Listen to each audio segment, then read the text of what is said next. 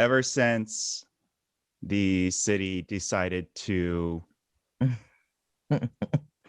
try and put a restraining order on our co-host, Skylar, I've decided to really try and understand the inner workings of our city.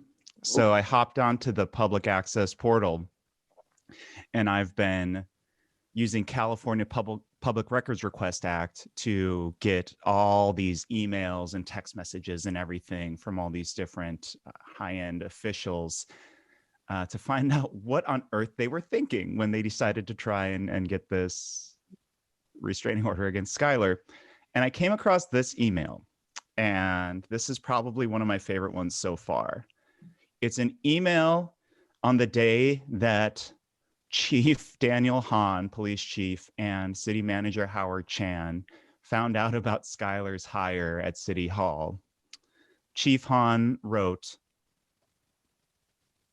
if he ran a white supremacist podcast, wrote supremacist, and said these things about Black or Hispanic people, clearly there are people in our community that would agree with that, in parentheses, other white supremacists. Would we say that he was just uplifting the voice of people who don't feel heard and that we can't deny this is what some in our community believe? That's the email. And then it ends with, together we build, Chief Daniel Hahn. So I think he's saying that if our podcast were in fact a white supremacist podcast, then it would be bad. That would be a problem. Yes. That's my read. Just because people agree with us doesn't mean that our views are legitimate, because people agree with white supremacists, which is a very reductionist view of having people agree with other people. It matters what they're agreeing to. Like, I don't understand how one doesn't think better than this. I don't.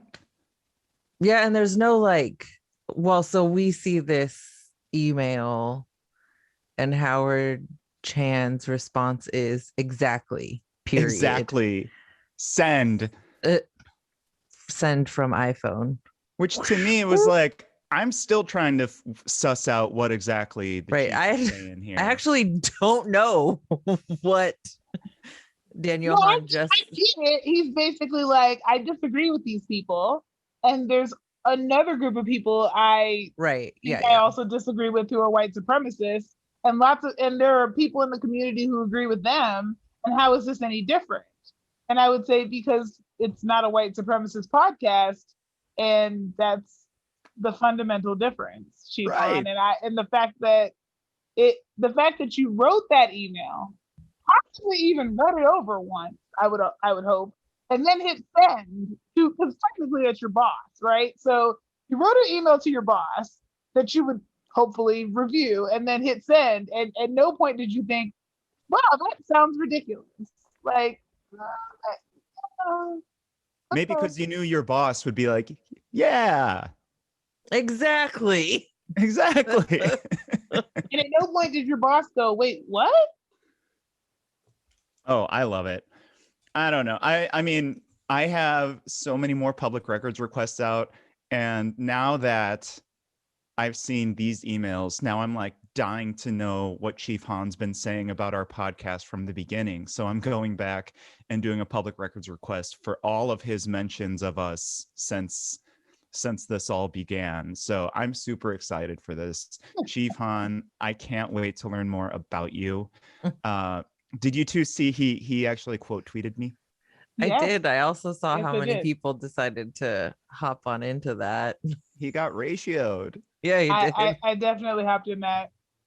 It was just so absolutely ridiculous. I feel a personal responsibility to jump in and remind him that what he's saying makes absolutely no sense. And then like he admonished me for questioning him, a Black leader, and he also ended it with a hashtag of like be the difference. Be the difference. Yep. Yeah. Yeah. And I was like, real zinger. so being Black means that you get a pass for institutional harm. Oh, okay. Part of what I wanted to say, and I decided not to tweet it, but I feel like I want to say it here. Part of what I wanted to say to him is not every institution needs somebody Black to come in and be the face of its mediocrity, its bad behavior, it's whatever. Like, that's not always progress. I know Black people, from the time we were little, we've been raised to think going into these white spaces of white institutions and browning them up is progress. But sometimes we need to stay out of things. And I think there is a prime example here of you're in this position, and I have empathy for him because he's like a Black police chief in in a city where, it's very clear the police union doesn't like him. It's very clear that, even the things that he's doing that we think are kind of mediocre, they think are a bridge too far. And I'm just like, at some point, you got to wake up every day and say, is this my life's purpose? This is what I'm dedicating myself to? Is this? Why? Why am I putting my neck out on the line for these people who would pull me over and, beat me to a pulp in a heartbeat were I not their boss? I really feel like Chief Juan needs to have a conversation with his therapist about, like, should I really be in this job? Is this the thing I wanted to do with my life? Because it just doesn't make sense to me.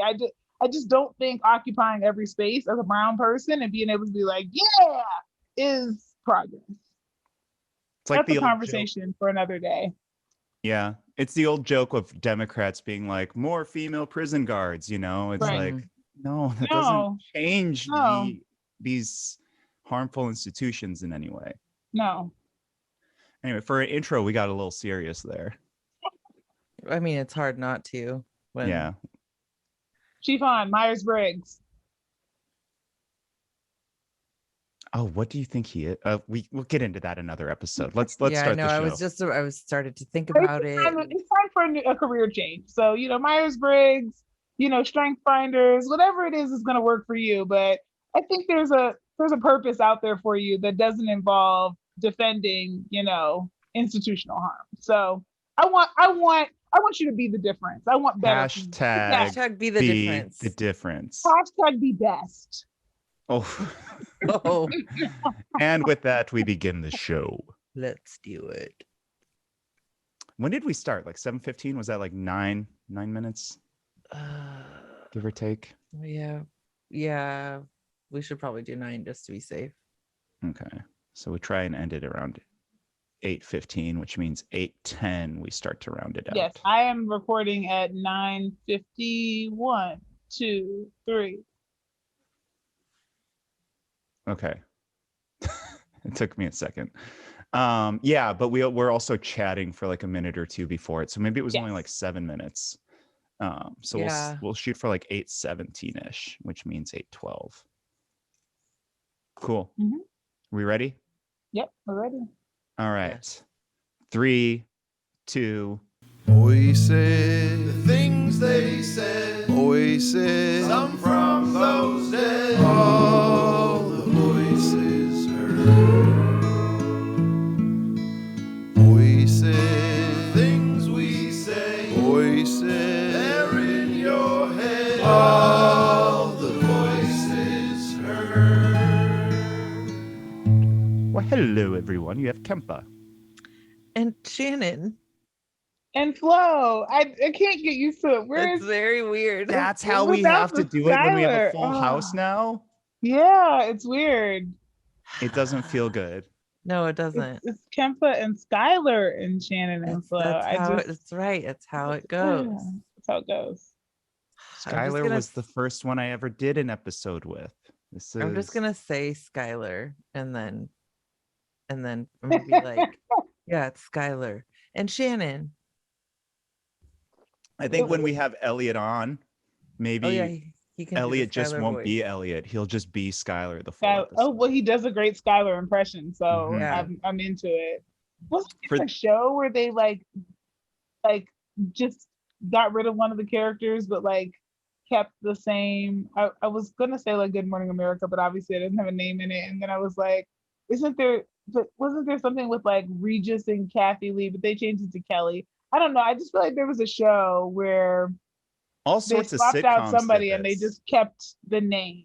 Yeah. Like the remember in that 70s show when the sister was suddenly a different actress one season? Yes, they same love to do name. that. Yeah. Oh, yeah. Let's just do that with Elliot. Sounds I like great. it. I like Cool. All right. Well, Got that sorted out. Bizarro Skylar will be back soon. Yes. For those of you who don't know, we started the month off. We took June off for our little summer vacation at Voices. It was much needed, I think. But then a lot happened. Skylar got hired by City Council member Katie Valenzuela. Then Fox News decided to come after this story. And now, of course, all hell has broken loose. And we'll get into that more on a later episode, but we don't want that to be a central thing that we talk about over and over again. If you are a patron, you know we talked about this on the previous episode. It was a bit of a banger. I highly recommend becoming a patron and going back and checking that one out.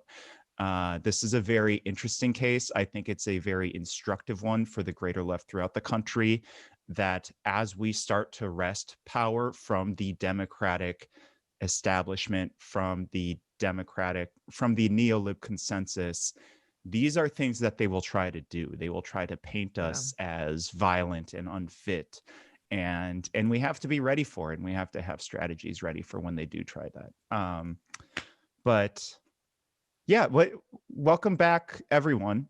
Should we just get started on the show? Let's do it. Yeah, let's do it. Cool. I feel a little rusty, so everyone bear with me here today. Oof, same. It's been a month. All right.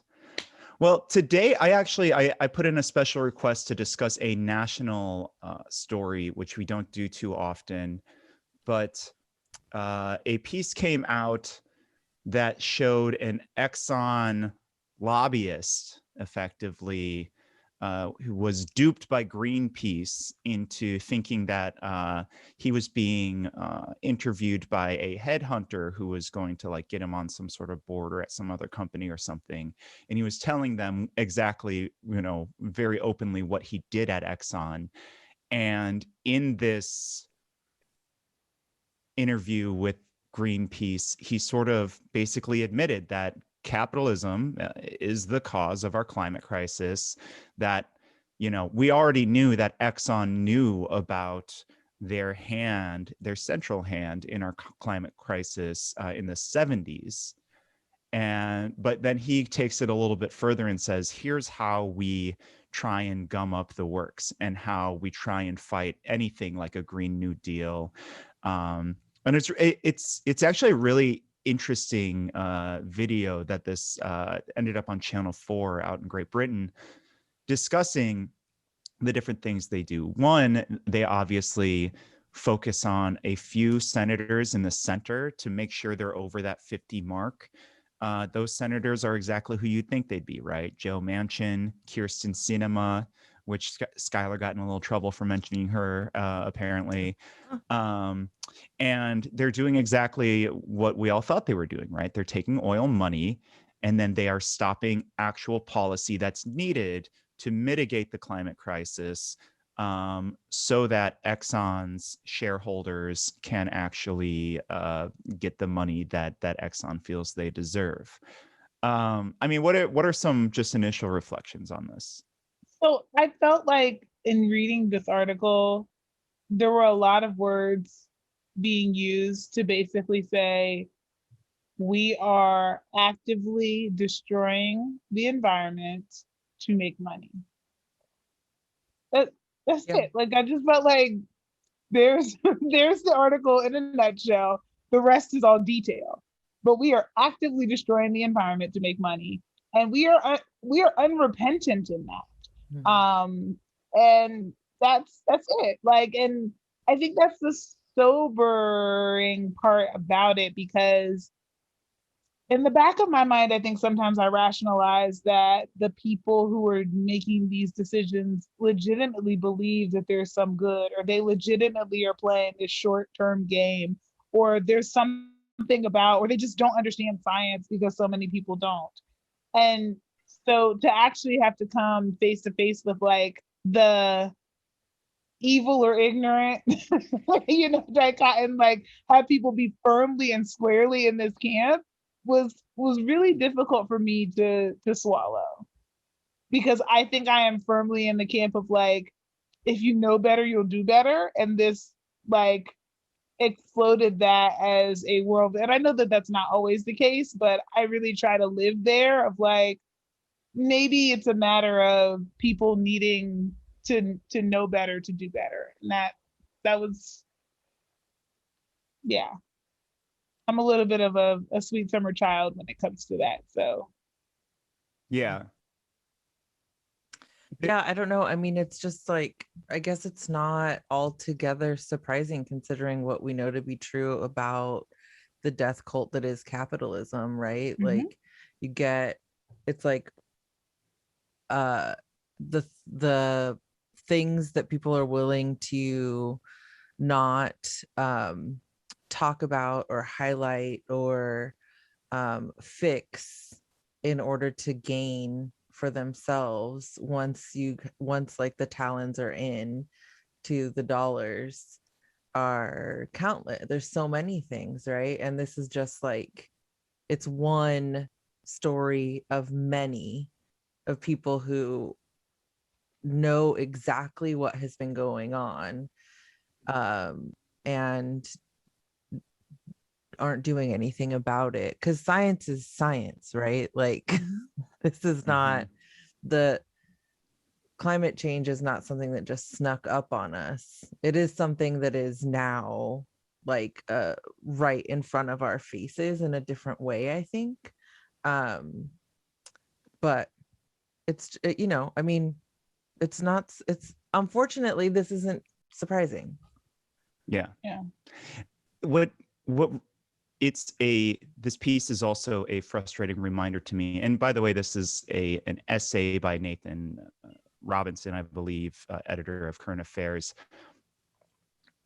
This piece reminds me that capitalism, especially the worst elements of capitalism, has found precisely how to use the undemocratic portions of our government, and the US government has many of them, right? The fact that we even have a Senate is undemocratic, that 500,000 people in Wyoming have so much more power than 40 million people in California. They game that system to make sure that nothing ever happens to take care of our people or to mitigate climate change. They make all sorts of use, and I guess we're seeing in the Supreme Court the same thing, where in a very non-democratic process, which by the way, that's a whole mess. We're seeing time and again any laws from California that are being used to progressive ends, such as, hey, if you're a politician, or hey, and you have your wife or husband has a nonprofit, you have to say who are the biggest donors. Supreme Court throws that out, right? They found so many ways to be able to keep getting away with what they're doing. And I think, over and over again, we just have to name who is doing this stuff, right? Mm-hmm. Because we're out of time. We are, right. This story comes out as California is in the worst drought that we've ever seen. Mm-hmm. Our water situation is dire. Our ecosystems are just falling apart. The Pacific Northwest at large has seen record temperatures at like 116 degrees, people dying in their homes. We have in the Gulf of Mexico, Satan's beehole swirling around, churning in those waters. And I wouldn't say beehole. This is a radio episode otherwise. And this is our reality. That's what's maddening to me about it. We can't say but. You can't say I was going to say the curse, the swear. Yeah, but we can't say but. You can say butt. Satan's butthole. There we go. All right. Doesn't it look like that? I just wanted to make sure I was clear on what the FCC censorship. I mean, I have never seen Satan's butthole, but when I think about it, it looks like what's happening in the Gulf. The second I saw it, that's what I thought. Okay. Uh-huh. I thought this piece did a really good job, like tying together, some major issues that I think we talk a lot about on the podcast. But the one piece that I thought was discussed somewhat briefly was the idea that all of this happening was not a crime. And I just wanted to like kind of bring that arc full circle as we're thinking about like all the ways in which this ties into what's happening in the Pacific Northwest and in California right now with the drought. Because like these rules were created, right, by lobbyists for the people who wanted to make money.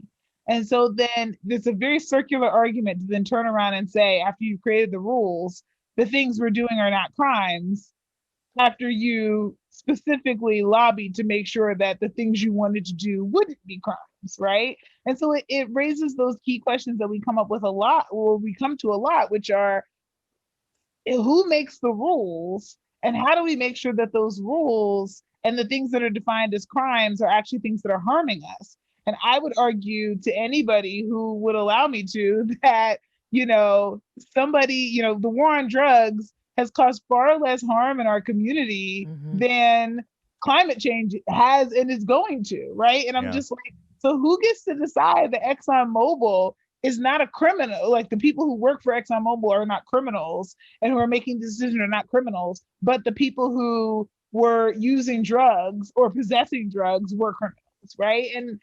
And so it just raises for me so many issues about power and control and money and who then ends up suffering the consequences of this. And I think that's a really good arc into, having people who are fighting to protect the environment being criminalized in a way that the people who are destroying the environment aren't. Yeah, absolutely. And so let's look at that today. Actually, a sentencing came out against a woman named Jessica Resnick, who had gone and done some tampering on, I believe it was the Dakota Access Pipeline. Yeah. She admitted to doing it, and her sentencing, again, this is to property, right? This is right. Her sentencing for trying to save the water supply in the state of Iowa and in the country at large through doing this vandalism. Her sentence was 8 years in prison. And on top of that, $3.2 million in restitution, 3 years post-prison supervised release. And this is after she pleaded guilty.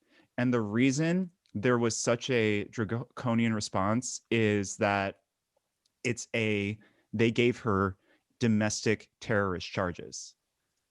Well, these execs go free. They will never see a day in jail for their actual violence, right?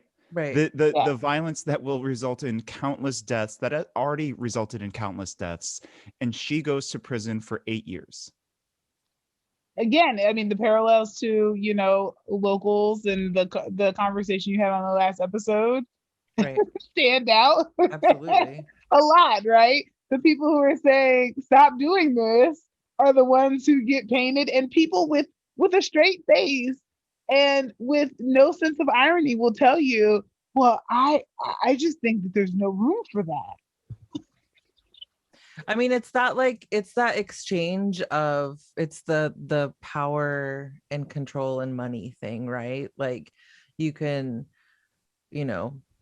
throw some money around, you can make backdoor agreements or closed door agreements, whatever, about what things are going to look like on the outside to the public. But then at the end of the day, like what is really happening is the, ExxonMobil is knowingly making sure, or is knowingly committing acts of violence to communities, right? And this person, at the end of it, for trying to mitigate harm, is going to spend 8 years in the carceral system, and that's just $3.2 million in debt now. And yeah, it's disgusting. I mean, and we're at a place, people. Yes, I mean, we're at a place now, and this is why I think our local conversation is really interesting in this context. We're at a place now where folks are moving beyond the conversation of, oh, the earth is dying, and they're saying, no, there are people who are killing the earth, and they have names and they have addresses, and they don't get away with this anymore, because if they do, millions upon millions upon millions of people are going to die. And so the conversation has to shift. But as it starts trying to shift, right, in the worst, most vile iteration of capitalism the world has ever seen, what we're seeing is the capitalists tightening their screws, painting everyone who wants to talk about this as a domestic terrorist. And in so doing, they're trying to just lock everyone up, lock everyone who tries to challenge their power up. Yeah. And I mean, all of this is kind of coming full circle to me because, I'm in Pittsburgh, Pennsylvania right now, helping to care for loved ones. One of my loved ones is experiencing, what happens, the added risk of having been preyed upon by the cigarette companies in Black communities for forever. And so she has smoked for over 50 years. And now has lung cancer, and the fight as we're going through chemo, and as she's saying, I want to live, to get her to put this nicotine patch on to try to help her stop smoking has been one of the most emotionally taxing experiences of my life. And I think a lot about the execs who said these aren't addictive and there's nothing wrong with them. And they were at one point promoting them to be able to, to say that these are promoting health and this is what the cool people do. And I'm just like, we're coming, once again, face to face with multinational corporations that have been able to harm people and lie to people and abuse people and cause so many people to get sick and die because of it. And with no accountability. Like my loved ones are not going to be part of any settlements. I mean, they just have to figure it out. They're laughing all the way to the bank with this. And they're, in creating the whole vape pen industry, they're like, how do we get the next generation of smokers? How do we get the next generation hooked? I mean, I'm talking to an epidemiologist who fights these bastards all the time. So, but yeah, that's where this is. And it's capitalism. It's central. Capitalism is doing the damage. There is no such thing as what the economist Milton Friedman called the social responsibility of business. No. Right? No. It's social responsibility, which he actually argued was to increase profits. And as a matter of fact, there was a capitalist who was very clear about that. He was like, our job as the business community is to try to make as much money as we can. And your job as the public sector is to make sure that people are protected. And it does not work when we pretend to do your job or you start doing ours.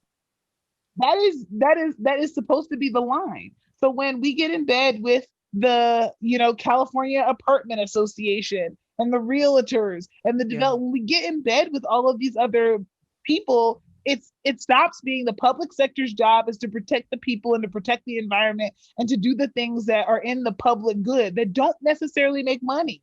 That's why we do them. That's why we fund them in that way. And that's why they exist. And then the business community's job is to figure out, after all those rules have been carved out, what's left and how they can make some money there. But it should not be them driving the rules and setting the stage. And it should not be the public sector, just,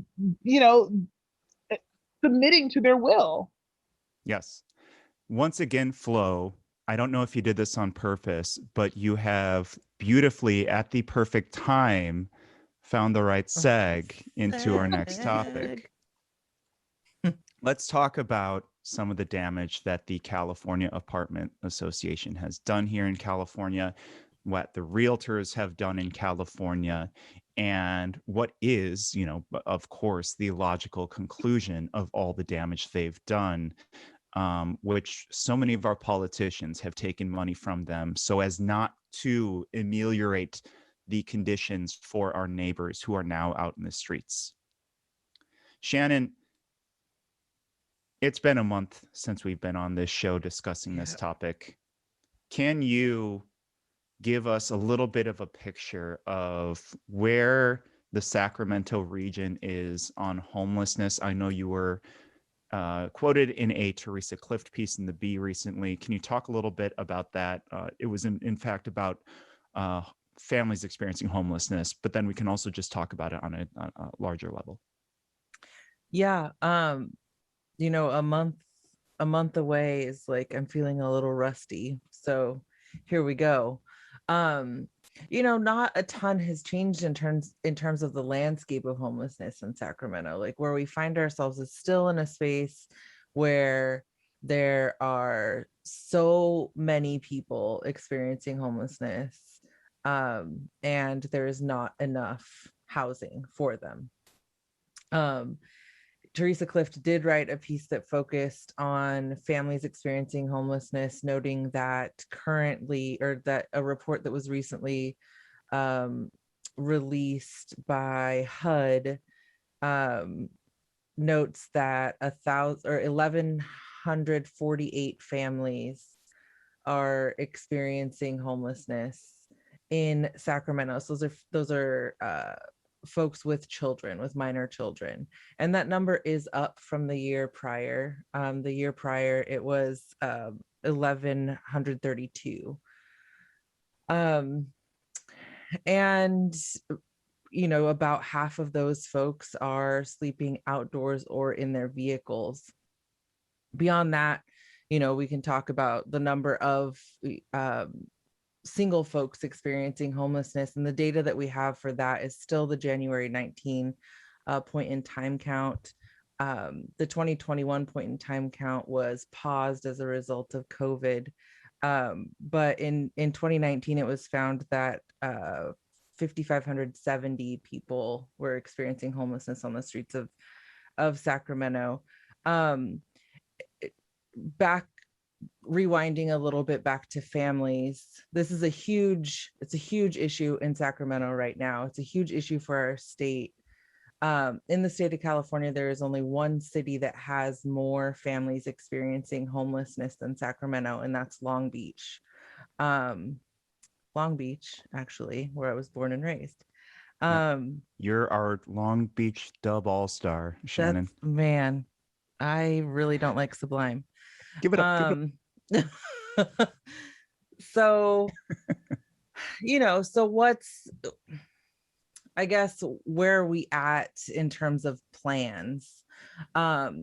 We've got a state plan that came out with the budget from Governor Newsom, who announced a unprecedented $12 billion package to address the homelessness in the state of California. And that money the idea there is that money would be spent on housing. We've talked about Project Room Key on the show before, which is converting hotels or motels into permanent supportive housing units for people. So it's, it's housing, it's services, it's buying the things for the housing, it's helping with rent. That money can be used in any number of different ways in order to help end or prevent homelessness for people in the state. How Sacramento intends to use that money, or how much of that money we're going to get, is, we'll see how Sacramento intends to use it.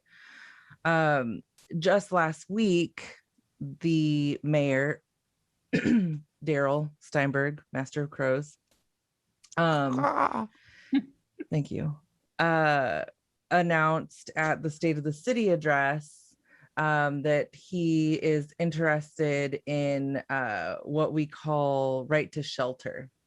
This is not the first time that we've heard the mayor talk about right to shelter. He first introduced it way back in July of 2019 in a couple pieces, one published by the LA Times, I believe it was.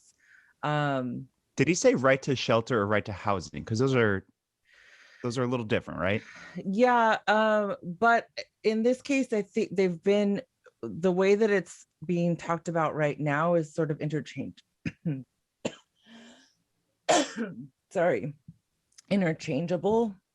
Okay.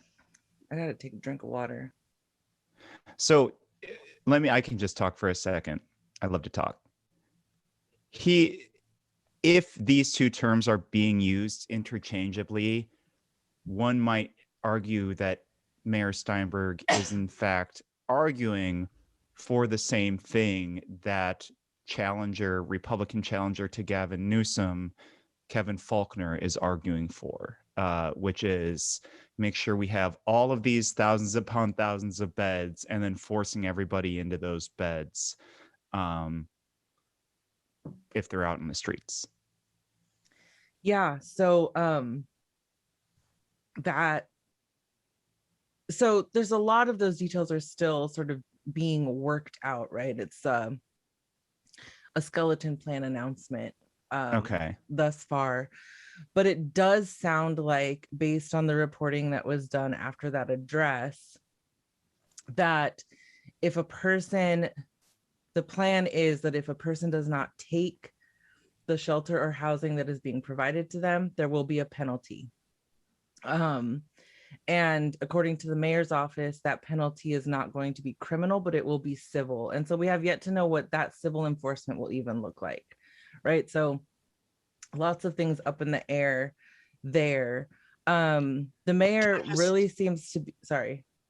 Can I just stop and sort of let's suss this out a little bit more? Mm-hmm. The term housing is a human right that's a good thing, right? Yeah.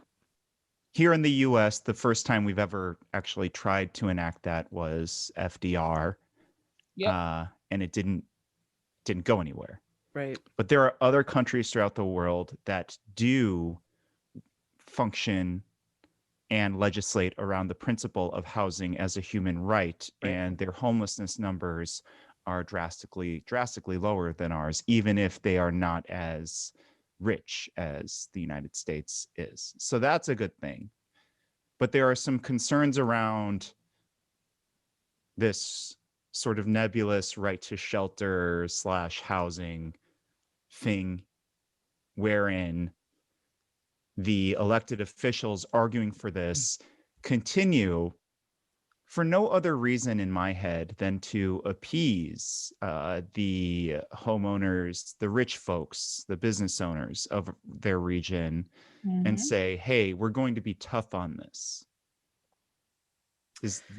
Yeah, I mean, so here's the thing. If this were all motivated out of a housing is a human right design, which looks at a person as a human being worthy of shelter, right? Because housing is a determinant of a person's health, then this would have been done. We would have had these plans in place long ago, right? And these plans would be moving at a pace that were much quicker.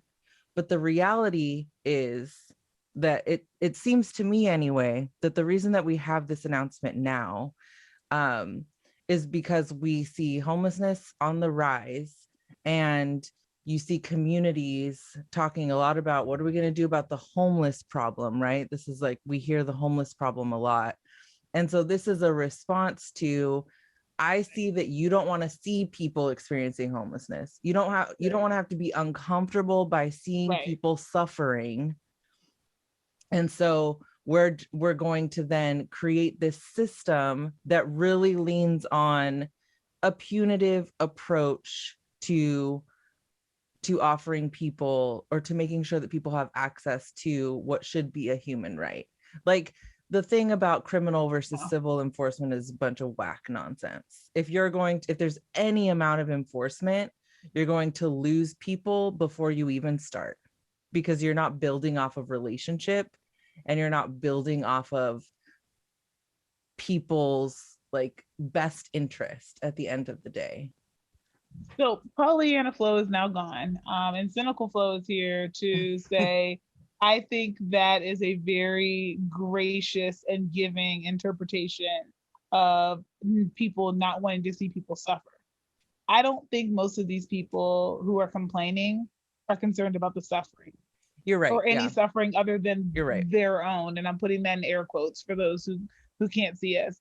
I think that most of what I hear when people call in to city council and people complain in everyday settings or even on social media is they complain about it being a nuisance.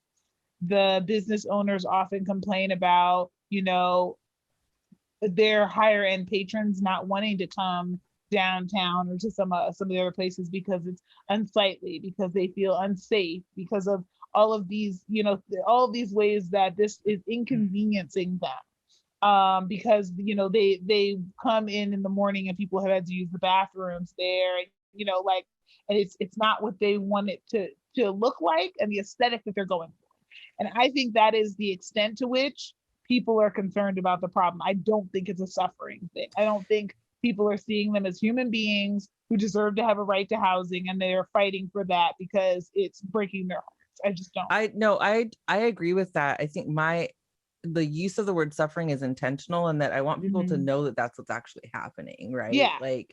That's not, I 100% understand that people, like, in terms of your average person who just looks out upon any encampment that you may drive by or walk by on the streets of Sacramento, a person who doesn't necessarily have a lean in the same way that we do here on the show, it's just unsightly, it's a blight, it's gross. Like, why isn't anyone doing anything about what's going on?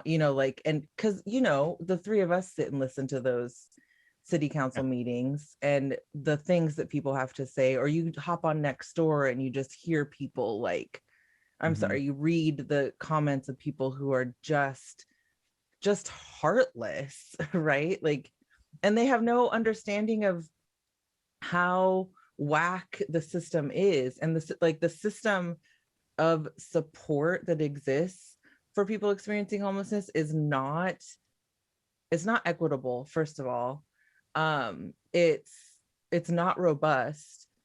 It's just full of barriers. It's barrier after barrier after barrier. And it's also just like a bunch of bureaucratic red tape. It's like the thing that people are looking for is how not to help a person, right? Like how to define their way out of helping a person experiencing homelessness, because you don't meet X, Y, and Z criteria. But then all of a sudden we have this thing where the mayor is saying we're going to have all of this new shelter/housing through the master siting plan, otherwise known as the homeless master plan. The idea is that there will be 5,000 new beds or roofs or spaces for people experiencing homelessness to live inside.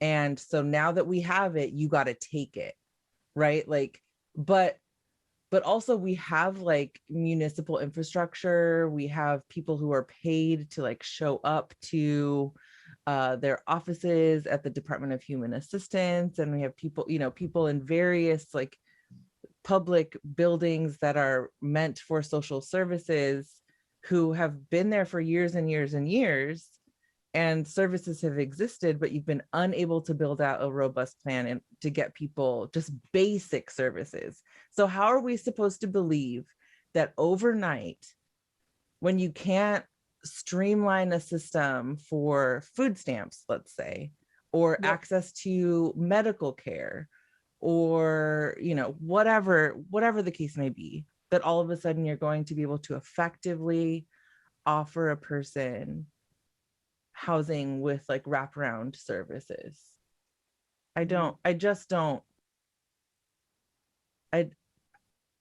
I'm incredibly skeptical.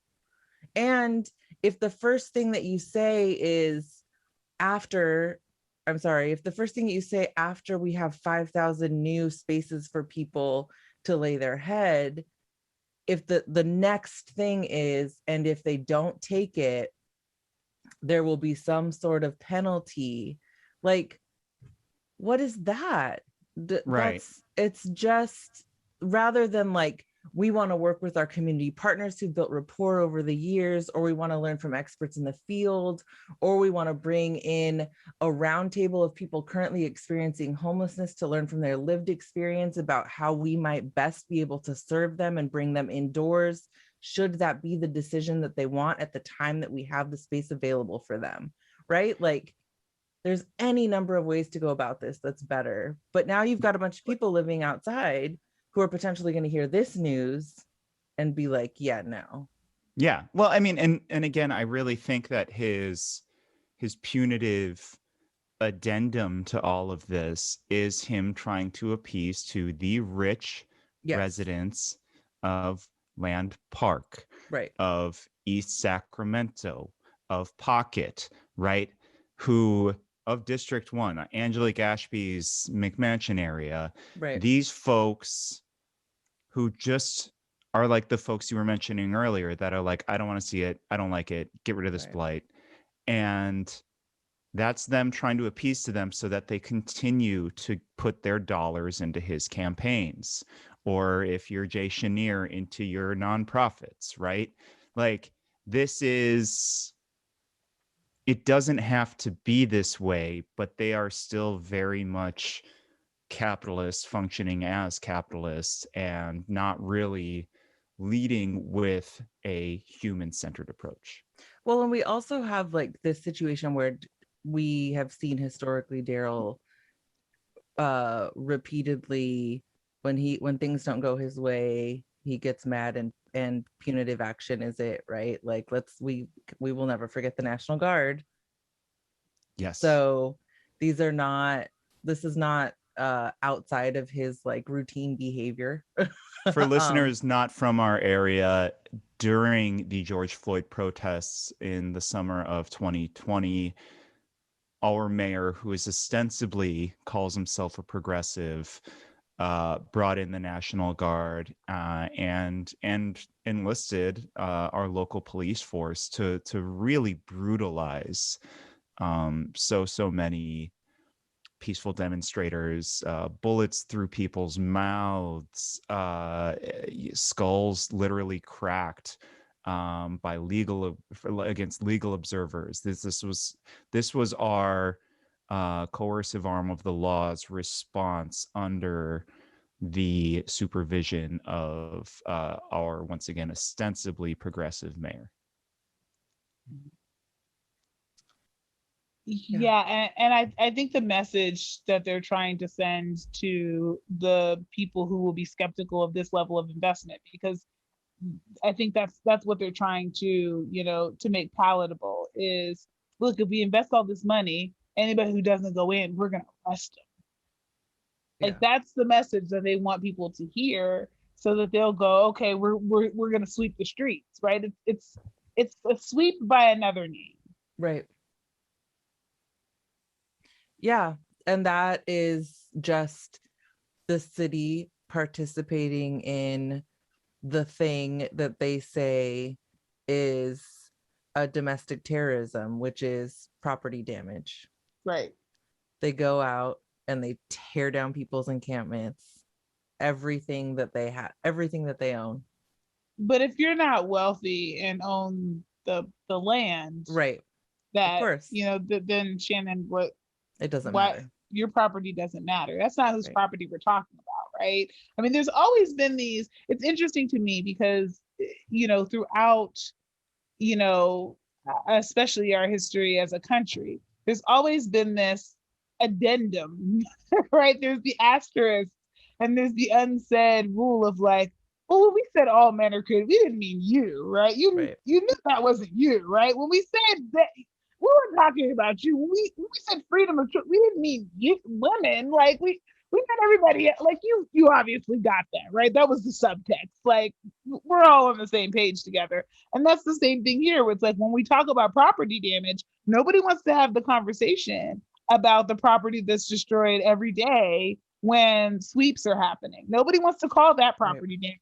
Nobody wants to call themselves domestic terrorists, right? I saw something really recently where somebody it was on Facebook, I think, and it was something to the effect of like, you know, people, they were specifically talking about, you know, Christians, and they were saying kind of employ this like Disney approach to reading the Bible, where everybody sees themselves as the well-meaning person in every single story that they read, and they never look and say, you know, actually we're the Pharisees right now.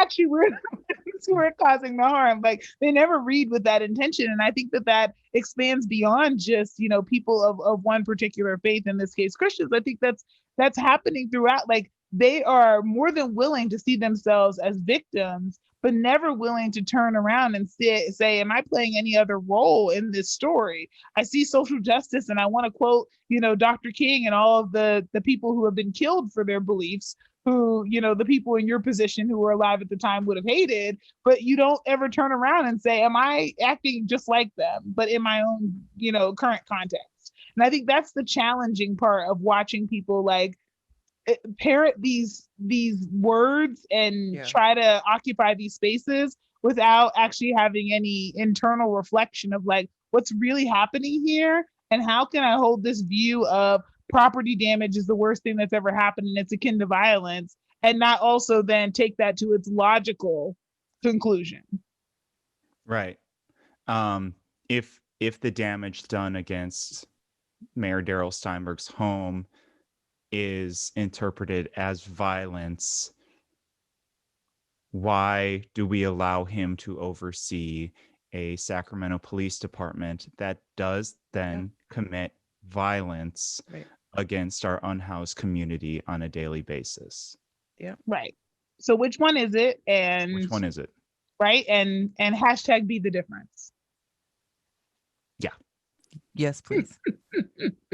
You know, in down in Los Angeles, I think we do get frustrated with these conversations, but the homelessness conversation actually has made a little bit of progress over the years. You know, I wrote a piece in the Bee like 4 or 5 years ago, arguing that, you know, if you're going to be doing these terrible things to homeless folks, telling them they can't sleep here or there, you have to say, here are your options. There must be options for them. The conversation has moved forward over the last few years. Surprisingly, down in Los Angeles, a judge just ruled that by October, the city of Los Angeles has to find a place for everyone on Skid Row to sleep. Shannon, can you walk us through that a little bit? Like, that seems like a good thing. Maybe it is a great thing. I think it's also perfectly reasonable to have some trepidation because we've seen what the coercive arm of the state does over and over and again. Well, this is actually why Steinberg has come up with this plan, because he's, you know, this happened in LA, and it's like, let's not have the court come out and tell us that we have to do this. Let's get out in front of it. The difference being that Sacramento would have this, like, it would be the first city that has the go inside or else you're gonna get in trouble thing. I mean, which doesn't seem like that much of a step forward at the end of the day. No, not at all. I think because they were doing that before, but there was nowhere inside to go. Now the obligation is, well, we have to have like some sort of bed somewhere for them, and that we, you know, carrot and stick them toward. I think so. The issue with LA is that or any community that might have this, like everyone get inside, is that then you have this legal deadline that has to be met, right? And so you can open up an airplane hangar and put 700 cots in there, and all of a sudden you've got people inside, right? Like, and so I don't know, I'm not familiar enough with the details of the LA order as to, to go into detail with, whether or not there's an actual, like, it has to be like apartments or master leasing or whatever. But quite often in situations like this, the easiest, if it's by October, the easiest way to get people housed is just like, like a Cal Expo winter shelter situation. Okay. And so the concern there is that we know what we know about shelters based on what we hear from people experiencing homelessness who have spent significant amounts of time in them, is there's no privacy, that it can feel a little bit like you're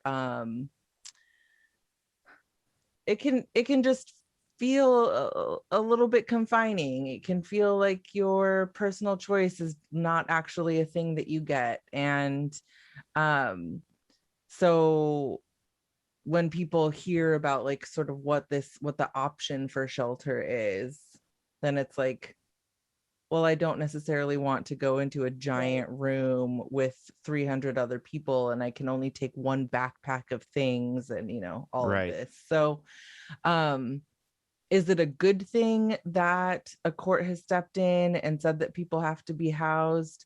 In terms of precedent, sure.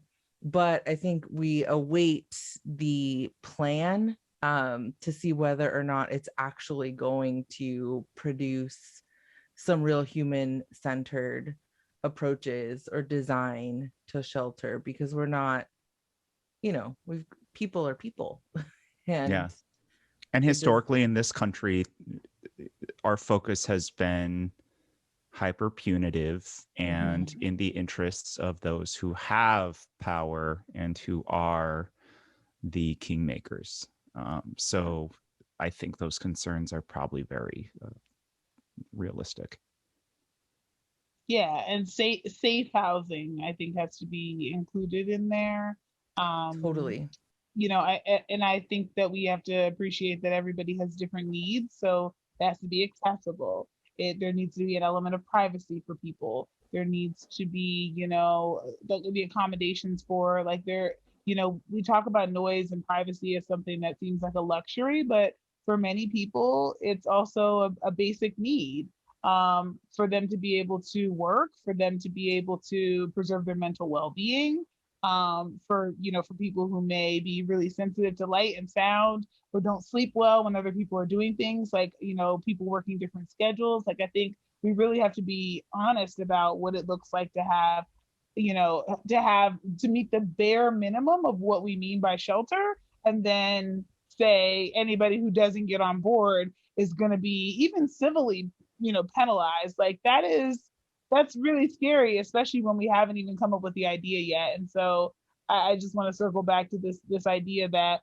why can't we get it right before we penalize, right? Why is it when we come out with a vaccine, the first thing we think about is, how are we going to coerce people into getting it and penalize them by, leaving them out? How about we start with, how do we build a really cool thing and encourage people to get it, and make it optional, and make it easy for them to get, and make it something that they want.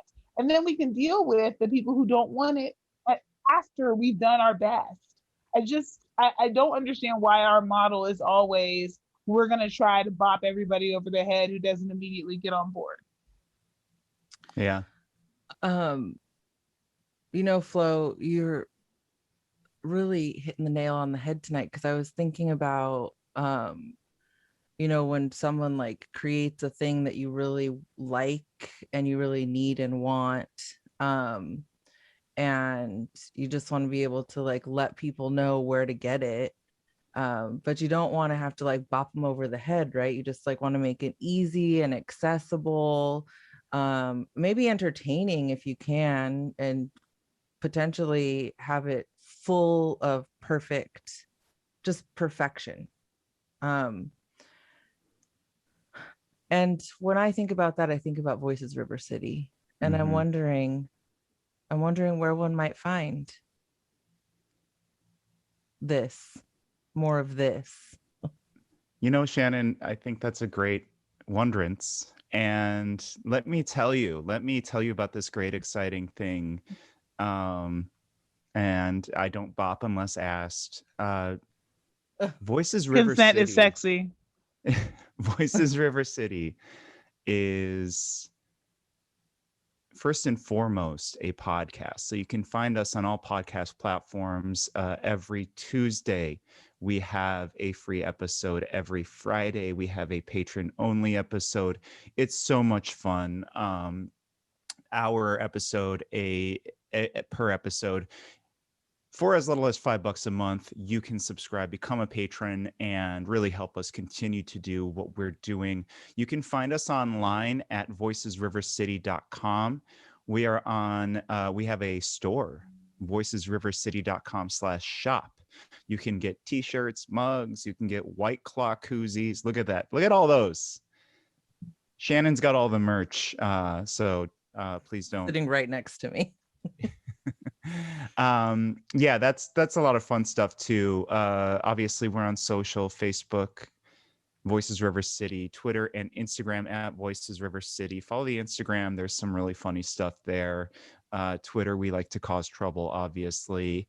On top of that, you know, we're just trying to build something important. We're trying to get people on to talk about the issues that are really important to really helping our marginalized communities, to helping our communities of color, to help people have a voice and a platform that a daily newspaper like the Sacramento Bee might not allow them to have in their opinion section.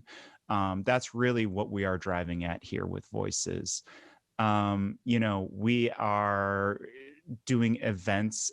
We did a meetup a couple weeks ago, just before I left for Europe back in April. I actually did a little thing with a small group of listeners, of the real ones who were patrons, showing them how to do SAC Follows the Money work. And I plan on doing more of that in the future. We're just trying to you know, move the conversation forward in this region and help really demystify the public process for folks. So that's it. I am on Twitter personally at Kempo, YOUKNOWKEMPA. I'm at Shan N.D. Stevens. And I am at Flojaune, FLOJAUNE. And if you listen to our last patron-only episode with Elliot is at First Class Riot, class with a K. So FIRSTKLASSRIOT. Fantastic, hilarious follow. And expect more of him and more of our rotating guest hosts in the future. We're super excited to be back. And let's come at the bastard swinging. But not like really, you know. Hypothetically in the game. We're just pretend swinging. We're pretend swinging. Yeah. That'll be part of Dave Kempo's highlights. 100%. You know they have one on each of us. Writes one. Oh, of course. I love to think about it. That's another thing I'm going to SIPRA from SAC PD. So we'll have our files soon. Well, y'all, this is weird because this is usually Skylar's bit. Yeah. But we really want each of you to know that we appreciate you so much for listening, and we love you, and we want you to stay healthy. Well, he says safe. Stay safe. Oh, stay safe. Mm-hmm. Well, then you go next. So now we have Flo has to start it. Okay. Or I could. Yeah, we want you to know that we love you, and we want you to stay safe, stay sane, stay healthy. And I have to change my thing because now it's like we're all vaccinated. And anyway, stay the hell away from me. You can stay in touch with me. Yeah. Stand by me. Yeah. Cute. Okay, we'll figure it out. Yeah. We'll get there. We legit took June off. We'll figure this out. We'll workshop this. We're gonna work it out. All right. Bye, everyone.